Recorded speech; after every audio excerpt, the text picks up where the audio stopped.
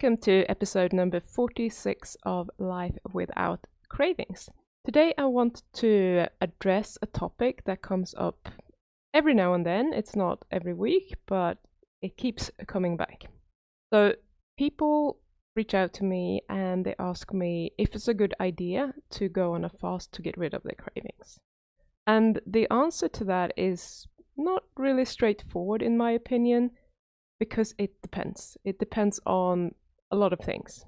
So I'm going to list a few pros and a few cons for you that you might want to take into consideration when you decide whether you should be using fasting as a way to get your cravings under control or getting out of a binge.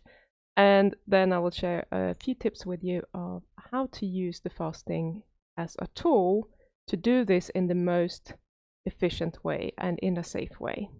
So if we start with the pros, everyone likes the pros because they're asking me because they want to hear the pros. They don't want to hear the cons. So let's start with those. The first thing that I can say is it's a really good tool to use because when you say, okay, I'm going to fast, fasting means eating nothing. So there is not going to be any negotiation in your mind. There's not going to be any, should I eat a little bit more? Should I maybe have some of that? Should I have one bite of a cookie? Should I?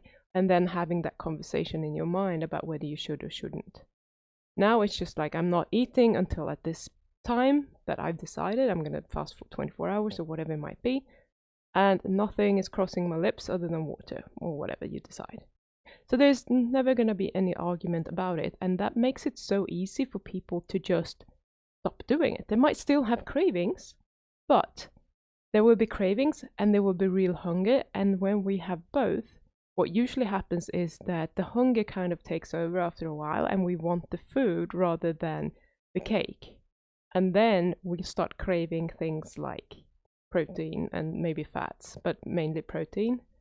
And when we crave that, it's never going to be as obsessive as when we are craving, cheesecake and pizza. It's not the same thing. So then it's just pure hunger, and then we go to this, maybe we still feel miserable, but we go to this place where we're just like, oh my god, I'm so hungry, I just want food, I don't even want cake, I just want to eat something. So, and that is so much easier to deal with as well, because it's not something that we are used to using as a way of feeling better. Now we just want to curb this natural hunger that is actually a healthy hunger. And another thing that is kind of useful is that if you are someone who has any kind of blood sugar issues, going on a fast is going to solve that. Now, I say blood sugar issues, I mean high blood sugar problems. I don't talk about people that generally get hypoglycemic, because fasting could potentially, for some people, not for most people, but for some people that have that kind of problem, that might be a problem. But if you have any high blood sugar swings a lot, causing cravings, a fast will absolutely address that. And that can be a really good way to get a hold of that. Another thing that is really good is that it teaches you how to just be okay with being hungry. It sounds simple, but a lot of people, they're afraid of being hungry. Like, if I feel any hunger, I need to go and eat, which is not true. We don't need to go and eat just because we feel a little tinge of hunger. So it just teaches you, it kind of helps you feel a little bit more resilient, and it teaches your brain that you're not going to die if you're not eating when you're hungry. And that could be a really good skill to have. And it's also a transferable skill that you can use when you have cravings. It's not necessarily straightforward and easy to apply it, but it is doable. And on the same theme, it also helps you to honor your plan. If you have planned to do a 24-hour fast, you decide that you're going to do it, you do it, then that is a win. And your brain's going to be like, okay, I decided to fast for 24 hours. I could do it. I'm still alive. Feels quite good. Now I'm getting my reward. And this is a positive reinforcement. And it teaches your brain that you are actually able and you're capable of following a plan. So if you're using this skill in the future, let's say I'm not going to eat any sugar for 30 days or whatever you decide, you're going to be like, yeah, I can do things for a period of time. I have shown it to myself. I now believe in myself. So that leads into the next pro, which is it helps you build confidence. It helps you build confidence in your ability to actually follow a plan. It helps you build confidence in your ability to not give in to cravings. It just makes you feel really good. And when we feel more confident around these areas, it's easier to feel confident in your whole life. So it can be really useful. And the last thing I want to mention is that it can also help you focus on your health. A lot of the time when we have cravings, the focus is entirely on the foods that we crave. And we start obsessing about them. We can't think about anything else. All we want to do is eat that cheesecake. But when you are fasting, let's say I'm using 24 hours as an example, we usually want a health benefit from it as well. So I'm going to assume that you want to do this because there's a health benefit to it, as well as helping you with cravings. And we're doing something that we want to do for our health. It's the same thing when you go and exercise. I have seen a lot of people do this. I used to work as a personal trainer, and people used to tell me that it's so much easier to eat clean when I'm exercising because I don't want to eat crap after I've been to the gym. I don't want to ruin all the progress that I made.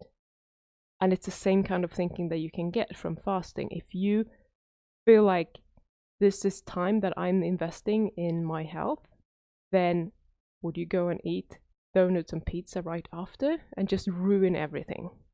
Most likely not. Okay, so those are the pros that I wanted to mention, and if any of that will be useful, then you can take any of that and start implementing it. Now, there are a few cons as well that I think that is important that you're aware of.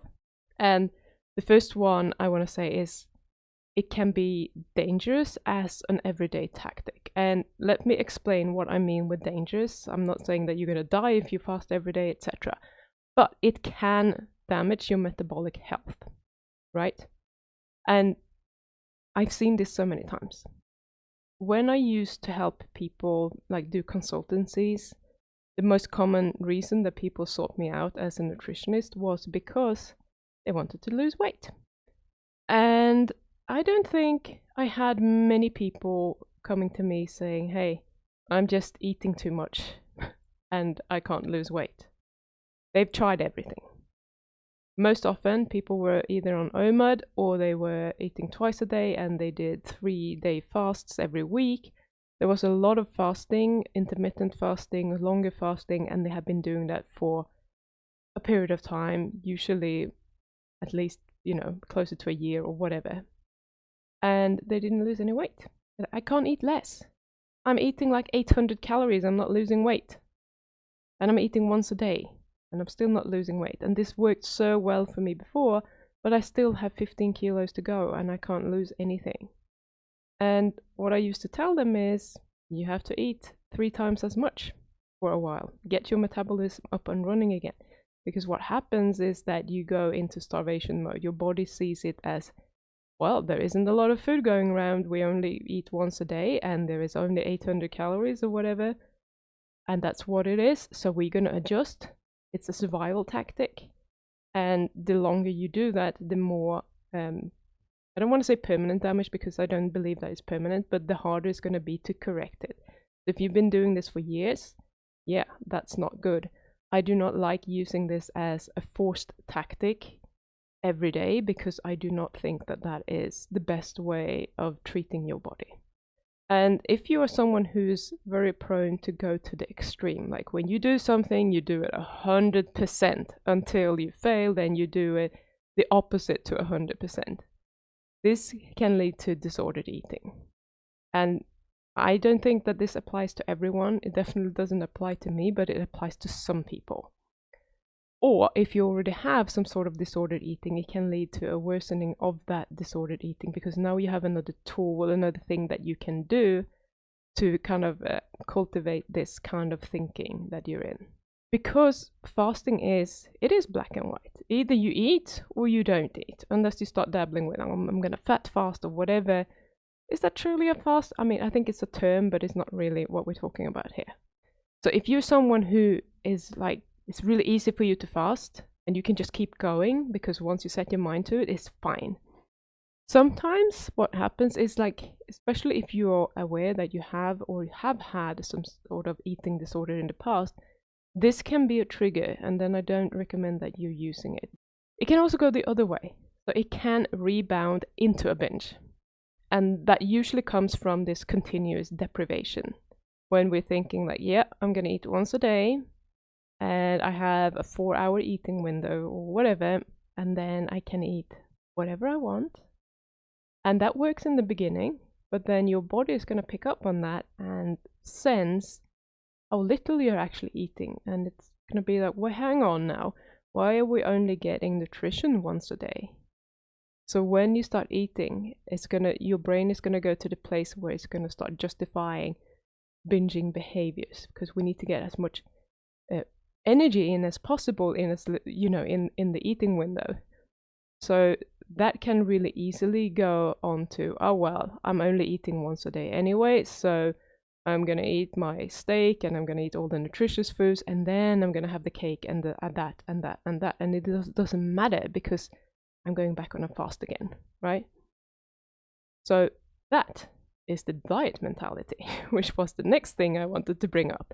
We think that we need to be extreme to fix everything, and nothing in between works. It's like, oh, I was on holiday and now I have gained weight.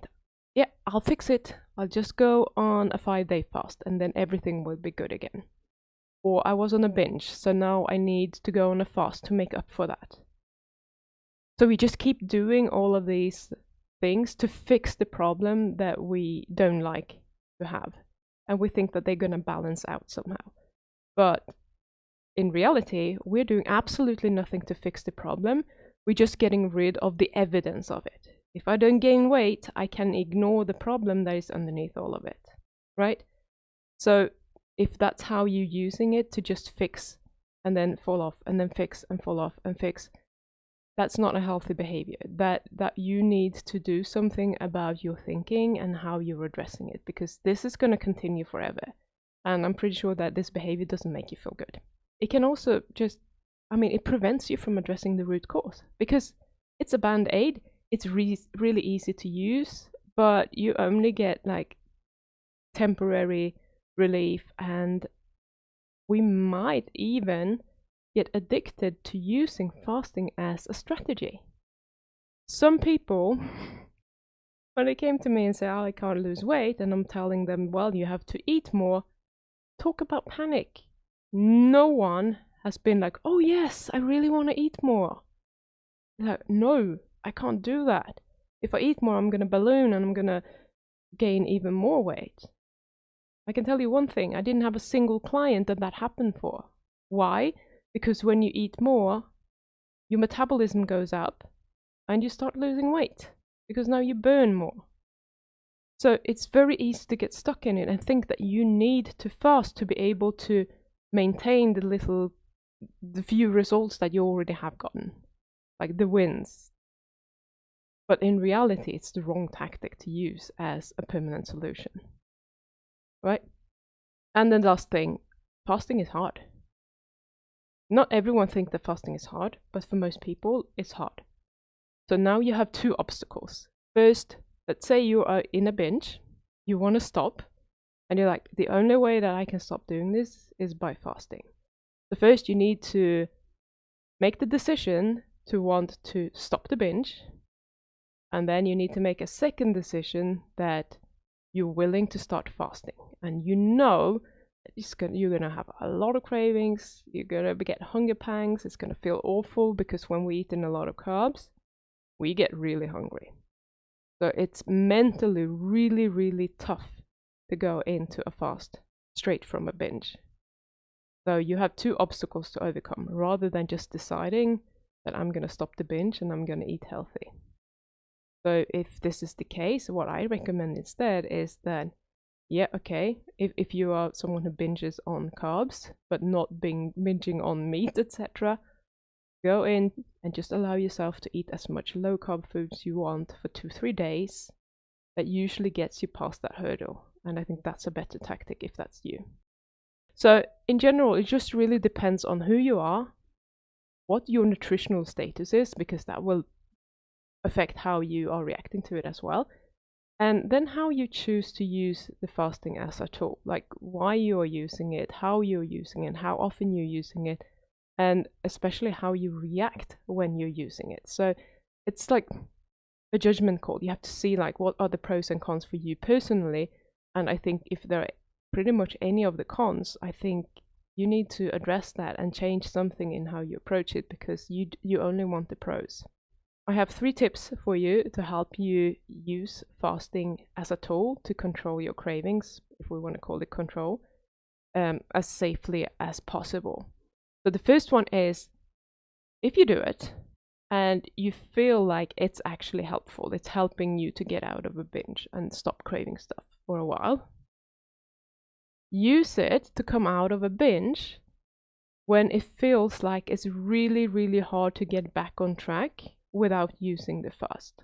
But don't use it as an everyday tool, like, oh yeah, I'm craving stuff every day, so I need to fast every day to minimize the time that I have to deal with the cravings. That's not a good use of it.